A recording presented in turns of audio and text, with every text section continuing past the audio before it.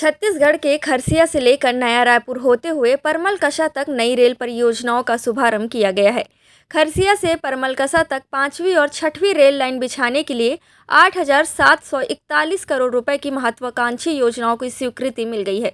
जिससे छत्तीसगढ़ को लॉजिस्टिक और औद्योगिक गतिविधियों के क्षेत्र में बड़ी राहत मिलेगी। वीडियो कॉन्फ्रेंसिंग के जरिए आज रेल मंत्री अश्विनी वैष्णव, छत्तीसगढ़ के केंद्रीय मंत्री तोखन साहू, मुख्यमंत्री विष्णुदेव साय सहित सांसद बृजमोहन अग्रवाल, सांसद संतोष साहू सहित कई सांसद और विधायकों ने वीडियो कॉन्फ्रेंसिंग के जरिए यह जानकारी दी।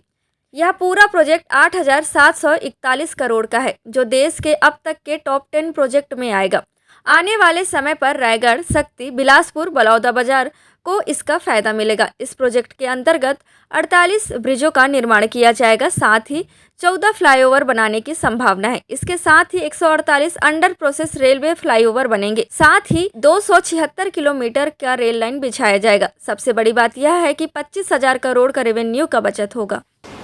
आदरणीय DRM sir, senior coordination, senior DSC, जैसा अभी आप सभी ने देखा कि जो बहुप्रतीक्षित एक railway line Kharsia Paramalkasa 277 kilometre, 21 station और करीब 7,853 करोड़ रुपए की लागत से, जिसकी सौगात माननीय प्रधानमंत्री, माननीय रेल मंत्री जी के द्वारा इस राज्य को दी गई। जैसा कि माननीय रेल मंत्री ने पॉइंट आउट किया कि कितना लाभ होने वाला है इस रेलवे लाइन से इन टर्म्स ऑफ जो पॉल्यूशन में कमी आएगी, जो एक्स्ट्रा मैंडेज जिसे कह सकते हैं कि रोज़गार का सृजन होगा जब ये प्रोजेक्ट कंस्ट्रक्शन की फेज़ में होगा। इसके साथ साथ अन्य तमाम प्रोजेक्ट जो कि इस राज्य के लिए, इस राज्य की जनता के लिए, इसके बहुमुखी विकास के लिए जो क्रिटिकल है,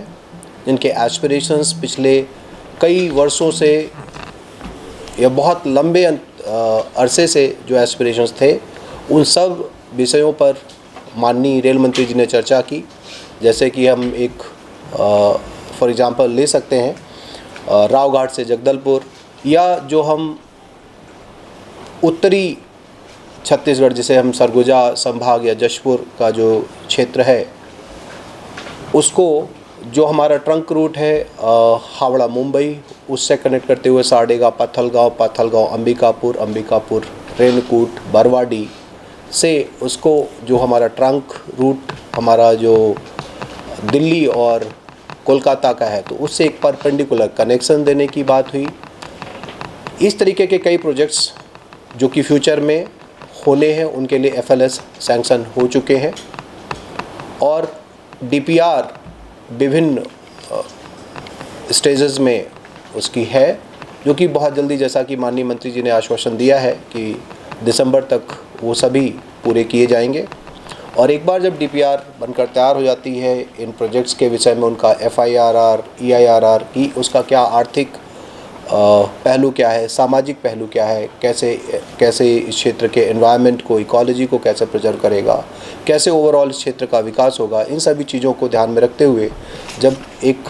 इस समग्र रूप से एक स्टडी कंप्लीट हो जाएगी, तो उसके बाद इन प्रोजेक्ट्स को